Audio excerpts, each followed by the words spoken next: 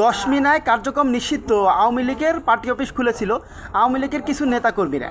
তৎক্ষণাৎ ছাত্রদল সেখানে যায় এবং সাথে সাথে আওয়ামী লীগের পার্টি অফিস তারা তালা দিয়ে দেয় এবং সেখানে তার স্লোগান দেয় যে এই বাংলার মাটিতে আওয়ামী লীগের আর কোনো জায়গা হবে না, কোনো স্বৈরাচারের আর জায়গা হবে না, এরকম স্লোগান তারা দেয় এবং তারা আওয়ামী লীগের বিষয়ে জিরো টলারেন্স জারি করেছে বলে জানায়। নতুন সরকার আসার পর আওয়ামী লীগ হয়তো মনে করছিল যে তারা তাদের কার্যক্রম চালাতে পারবে, কিন্তু বোঝা যাচ্ছে ছাত্রদল আওয়ামী লীগের বিষয় পুরোপুরি নারাজ এবং তারা জিরো টলারেন্স জারি করেছে যে আওয়ামী লীগকে বাংলাদেশে রাজনীতি করার কোনো ধরনের সুযোগ দিতে চাচ্ছে না এই তৃণমূল নেতাকর্মীরা। পরিস্থিতি ঘোলাটে হওয়ার আগেই আওয়ামী লীগের পার্টি অফিস তারা তালা দিয়ে দিয়েছে।